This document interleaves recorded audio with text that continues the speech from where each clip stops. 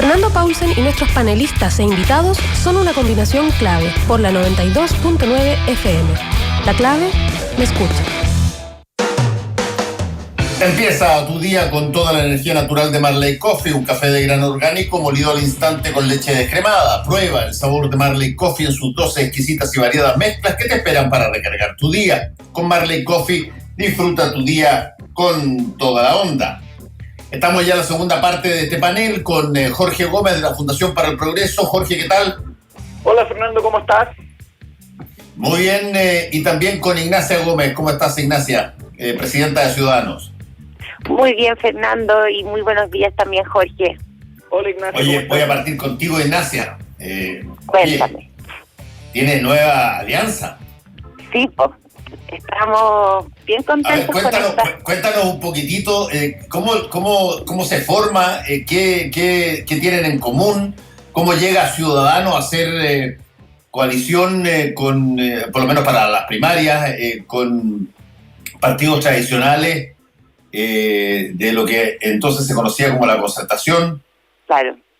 Mira, la verdad es que este es un trabajo que veníamos realizando bastante, quizás un poco invisible, pero desde que asumí, que fue hace ya 2 años atrás, justo 2 años atrás. Entonces fue un trabajo que se fue realizando de a poco, de articulación, porque recordemos que lamentablemente Ciudadanos había tenido una elección que había sido bien compleja, pero de alguna manera esa elección nos posicionó definitivamente en el espectro político, porque para los que nos están escuchando que quizás no saben, pero había una diferencia con el anterior, con el contendor mío que quería irse al gobierno.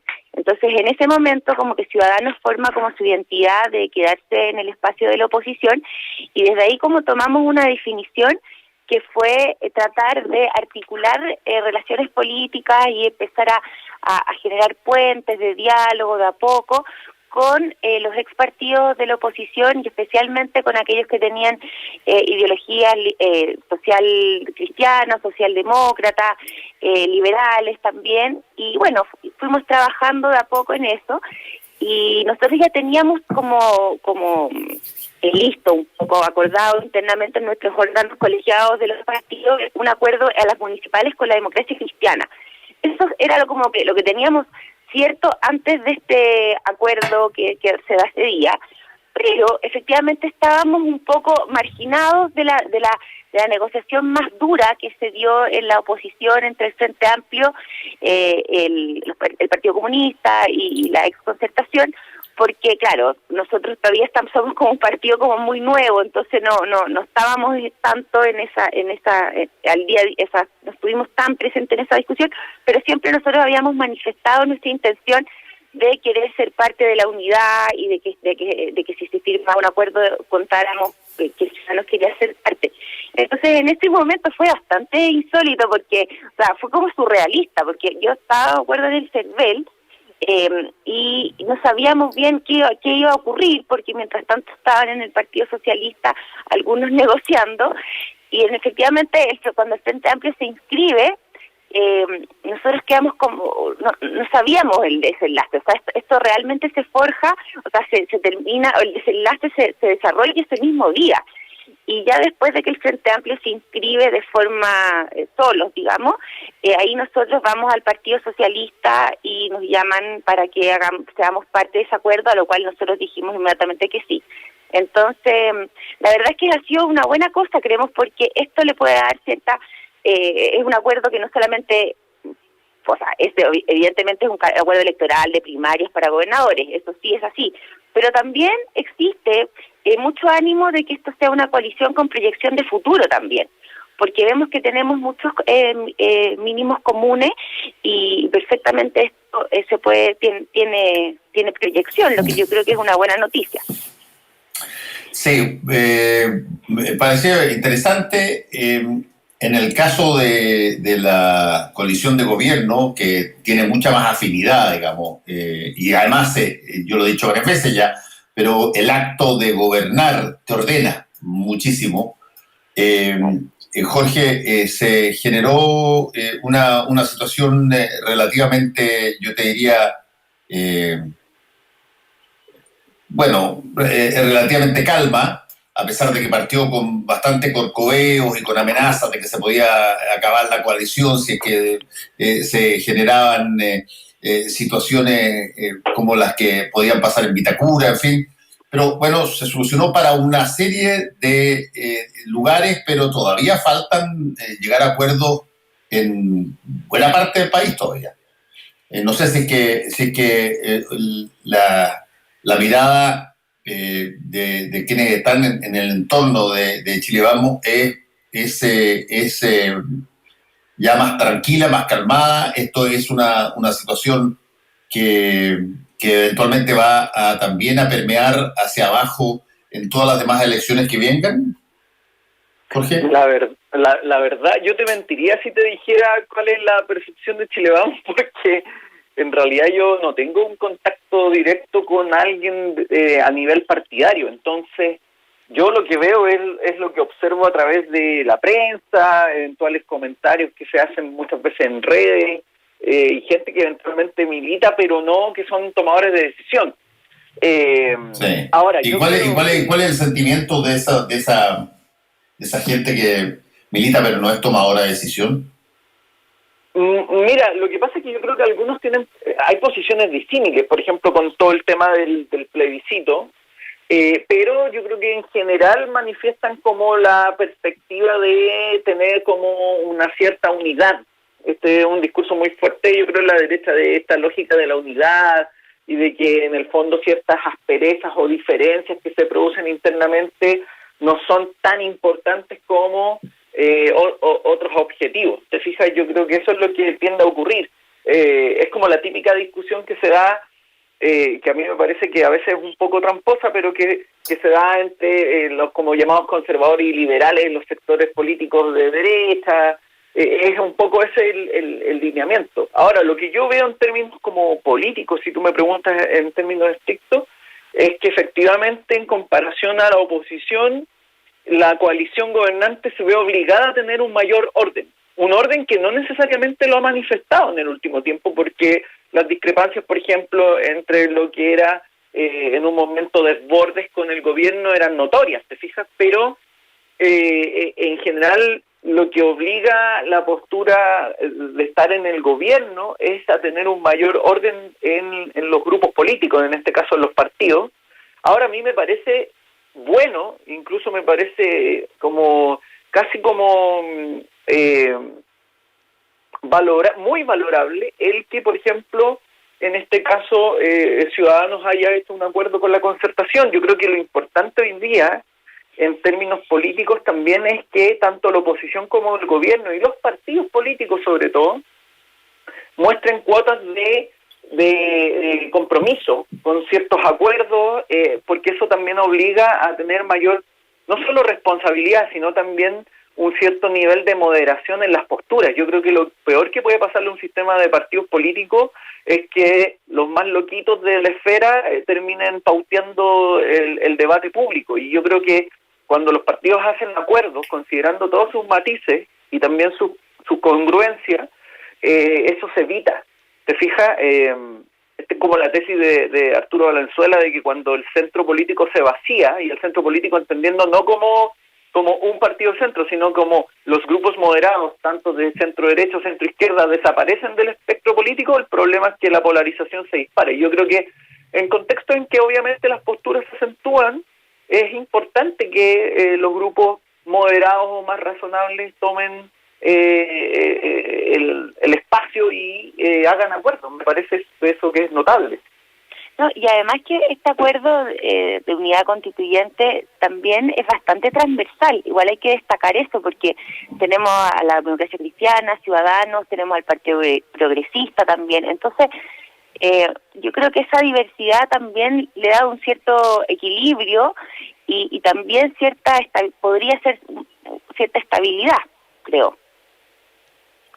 Sí, yo tengo, y lo he dicho varias veces acá, una de las ventajas de gobierno para este tipo de cosas es que tiene un factor ordenador per se, en términos de la nominación de autoridades, de tener un gabinete compuesto transversalmente, de tener que gobernar y para eso tener que concurrir a una serie de opiniones de gente que está, mientras que en los partidos políticos, cuando son oposición, y si es que hay diferencias bastante grandes entre ellos, las posibilidades de ponerse de acuerdo versus las posibilidades de que cada partido escoja cuál puede ser la mejor opción para mí en términos personales es muy alta, esa dispersión. Y no pasa solamente acá, pasa en un montón de partes, digamos. No es que se cumpla a la pata eso de a río revuelto ganancia de pescadores, sino tú tienes efectivamente tienes visiones distintas de cómo debieran ser las cosas y sobre todo de cómo debieran de ser las cosas en áreas muy sensibles, que hay poco espacio para generar a veces coincidencia. La económica, por ejemplo, es una, la forma o el objetivo del Estado es otra. La situación que ha causado para la oposición actual una situación pero ya permanente de discusión es la mirada respecto de procesos internacionales, y por lo tanto tú tienes mayor dificultad para poder generar una serie de convenios o acuerdos, porque tienes posiciones muy duras en términos de cosas que tú consideras muy importantes. Y por eso, y termino con esto, por eso, al igual que el 88, se te da aquí una coyuntura muy particular, que es una votación binaria, donde es apruebo o rechazo, y donde eventualmente no importa si es que tú estás a favor o estás en contra de determinadas cosas que ocurren, puede ser, tal cual como ocurrió el año 88, que la unión sea en la forma en que votas esa particular pregunta binaria. Y a partir de ahí se te puede generar una situación distinta de acuerdo a lo que ocurra más adelante. Fernando, ahí yo creo que efectivamente yo creo que eso es lo que va a ocurrir posteriormente al plebiscito. Es decir, hoy día las posturas son mucho más fáciles de tomar en alguna medida, pero luego, una vez que se resuelva el plebiscito, surgen los matices, y los matices implican diferencias y consenso. Entonces, yo creo que por eso es importante que los partidos políticos tomen un rol activo en este proceso, porque desde mi perspectiva, los partidos políticos son los que cumplen y canalizan un rol importante en una democracia, ¿te fijas? Y por lo tanto, ahí es donde los partidos políticos también tienen la oportunidad o tienen la chance de mostrar también su propia vocación, no solo política, sino también su vocación democrática en establecer estos acuerdos. Yo creo que el ejemplo que viste tú del 88 es clave, porque de alguna manera los partidos de la concertación, ¿cierto? Que eran los partidos de la concertación por la democracia, lo que en primera instancia lograron fue, claro, el triunfo del era la Alianza Democrática en ese momento, casi. Exacto. Sí. Y lo que logran luego se traduce en que ellos tienen que trazar un proyecto de gobernabilidad, y eso es súper importante, porque gobernabilidad significa darle continuidad a la democracia. Yo creo que ese es un elemento que es importantísimo. Yo creo que hoy día ponerlo sobre la mesa nuevamente. Garantizar la gobernabilidad es garantizar la democracia. Porque nuestra experiencia histórica nos indica que cuando la gobernabilidad, por distintos motivos y por distintas variables, se pone a tambalear o se pone en riesgo, podemos terminar, como decía Tommy a Carlos Prat, llevando la democracia al matadero, y eso yo creo que es el peor escenario que puede ocurrir.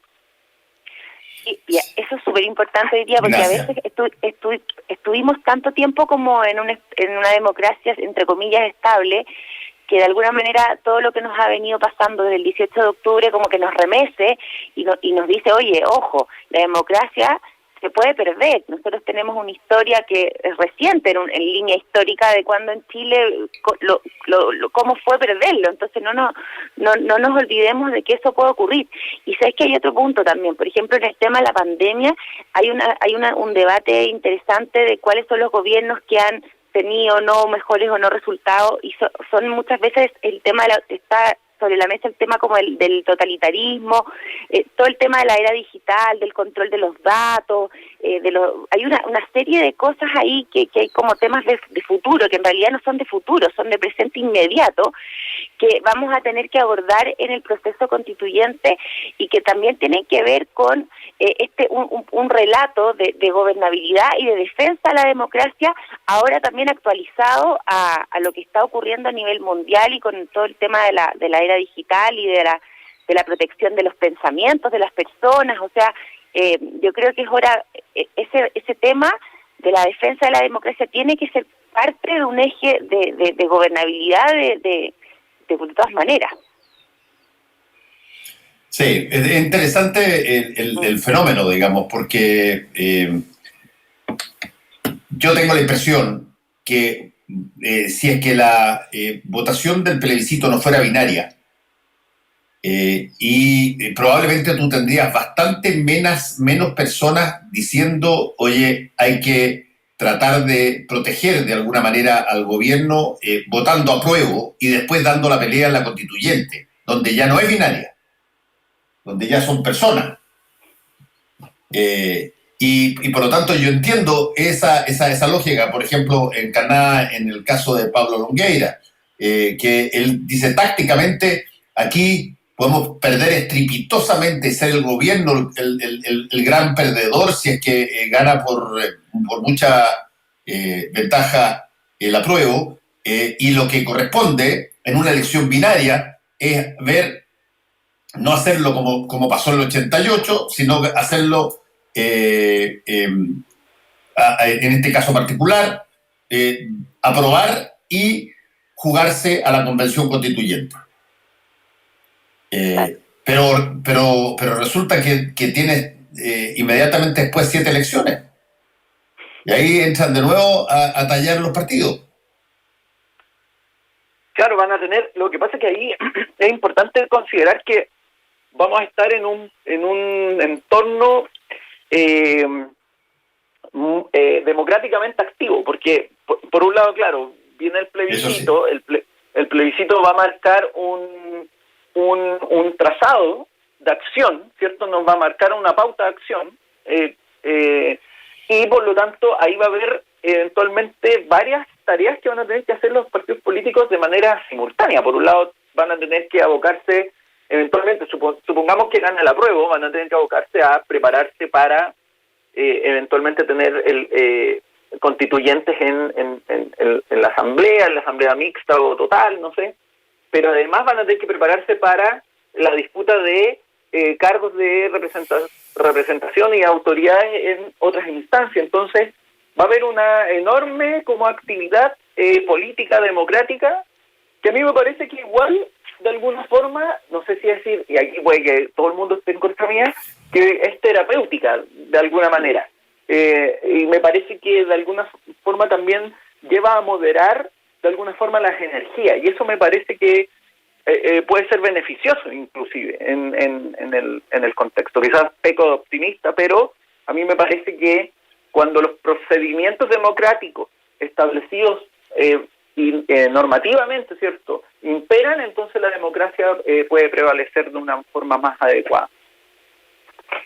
Sí, o sea, de que va a ser intenso, va a ser intensísimo. Eso lo veo yo día a día con las elecciones, con la cantidad de candidatos que se empiezan a acercar, que empiezan a motivarse, que quieren participar, entonces de todas maneras va a generar una movilización importante en el país a nivel de solamente el hecho de que cuántos cupos de candidatos se van a necesitar en las distintas elecciones. Además que tenemos este sistema que es proporcional de listas, entonces moviliza a mucha gente eso. Entonces, oye, y ves tú, Ignacia y Jorge, que eventualmente se puedan dar situaciones como las que se esbozan, yo lo decía recién en un artículo de no sé, me acuerdo si era un diario o una revista, donde aparece Mariana Elwin de alguna manera haciéndole ojitos a Evópoli y viceversa, donde tú tengas a personas que tienen algún nombre, que hoy día son independientes, que han salido y que estén respaldados por partidos.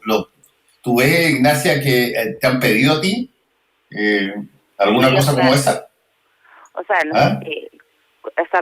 lo pregunto por Mariana Elwin o por cualquier persona. No, estoy hablando en general, personas que Sí, por se supuesto. asocian a partidos. O sea, nosotros, por ejemplo, nos está pasando mucho que independientes se acercan a nuestro partido porque quieren tener participar la constituyente, y nosotros estamos con un proceso muy activo de búsqueda y de recepción y de canalización de independientes, porque nosotros queremos, por ejemplo, que nuestro partido sea una herramienta para independientes que obviamente tengan o compartan la ideología de los principios liberales e igualitarios, que es lo que nosotros representamos.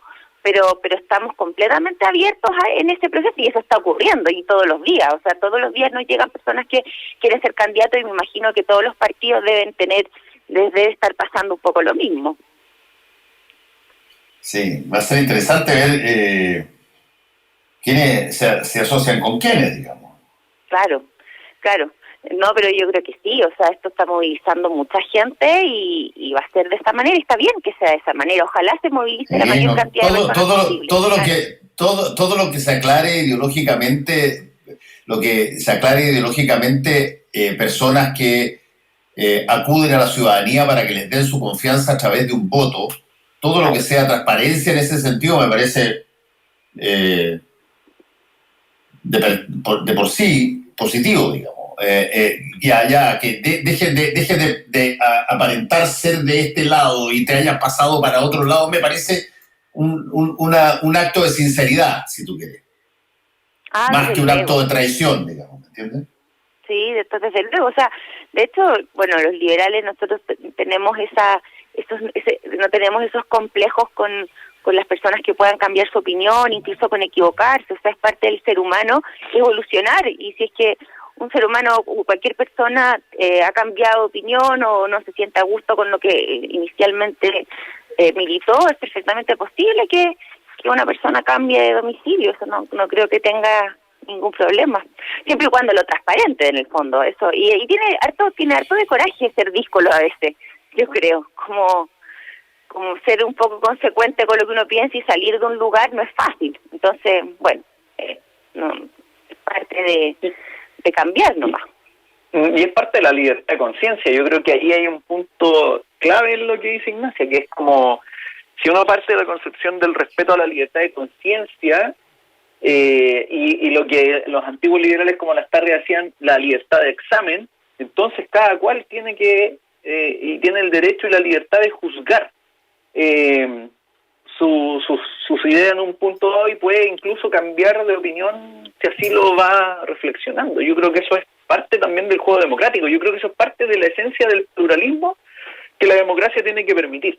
Y un poco tomando lo que tú planteabas, Fernando, yo creo que lo que va a producirse también, de alguna manera, es que va a cambiar el clivaje con el cual la política chilena ha estado marcada en los últimos años. Al final, uno no podría ser, o no sería muy honesto, digámoslo así, no sé si el concepto honesto es el más adecuado, pero sería ingenuo no visualizar que la política ha estado marcada por el sí y el no en los últimos años, y que las coaliciones políticas han estado marcadas por eso.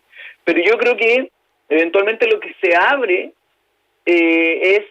y por un cambio generacional y por un cambio de las temáticas que van a afectar también a la sociedad chilena, lo que decía Ignacia, por ejemplo, el tema de las tecnologías, hay una serie de elementos que de alguna forma van a cambiar los clivajes con los cuales la política chilena también se sitúa en el debate político, y eso obviamente también va a generar cambios en las posturas que la gente tenga. Yo no sé si, bueno, algunos que se critica el tema de usar las nomenclaturas derecha-izquierda, pero yo creo que de alguna forma también esas propias configuraciones hoy día no son lo suficientemente explicativas de muchos de los debates políticos, que son mucho más complejos incluso. Entonces, a mí me parece que también, en ese sentido, los grupos políticos también tienen que evolucionar, o no sé si avanzar en mirar con un mayor detenimiento ciertas discusiones que no se resuelven como, mira, esto es una postura derecha, o esto es una postura izquierda, o esto es una postura pro Estado, o está pro mercado, porque la complejidad hoy día del mundo exige tener una mirada más bien con matices. y observar los grises de las situaciones, ¿te fijas? Sí. O sea, yo creo que el discurso de la socialdemocracia o de la derecha por un lado o de izquierda o derecha, tal cual como venía concebido hace ya unos años atrás, tiene que evolucionar de todas maneras, se agotó. Y hay que volver a construir como un relato conectado con la ciudadanía, por lo menos desde la socialdemocracia y los liberalistas, los liberales igualitarios en nuestro caso, conectado con la ecología, conectado con los jóvenes, o sea, de todas maneras va a venir una evolución, tiene que venir una evolución de este relato. Yo creo que la ausencia de relato también es lo que nos ha tenido fragmentados y un poco sin rumbo, pero es un trabajo y esto es de largo plazo. Yo creo que viene un proceso de renovación, de construir nuevos relatos que conecten con las personas, de mucho mayor participación y que se haga cargo también de la nueva realidad digital que existe, que en realidad es muy brutal el cambio que estamos viviendo. Entonces, brutal en el buen sentido y mal sentido, pero es dramático, a eso es a lo que me refiero. Entonces, de todas maneras, como que se agotó el discurso como estaba diseñado, creo yo. Sí, claro, y en ese sentido, perdón, Fernando, ahí dale. Hay como también nuevos riesgos en esto. Por ejemplo, la irrupción de las tecnologías. Hay cambios que se van a suscitar que nosotros, obviamente, porque somos seres humanos, no podemos visualizar hoy día, pero que eventualmente uno puede intuir, ¿cierto? Cambios que se producen, por ejemplo, en las generaciones que hoy día tienen, 8, 9, 10 años, que tienen una configuración, no sé si es lo correcto decir esto, pero una configuración mental muy distinta a la que tenemos nosotros, porque ellos tienen un acceso a las pantallas y a información que es radicalmente distinto a lo que fue nuestra propia crianza, por ejemplo, y por lo tanto ahí se van a generar desafíos futuros que no sabemos bien hacia dónde nos pueden llevar y por lo tanto tenemos que también ir un poco preparándonos para eso. Yo creo que eso es importante como reflexión también política e institucional. Muchas gracias, muchachos. Cuídense, Jorge, Ignacia. Cuídense mucho. Un abrazo a los dos. Gracias, Fernando. Saludos, Ignacia. Cuídense. Volvemos con Combinación Clave. La clave me escucha.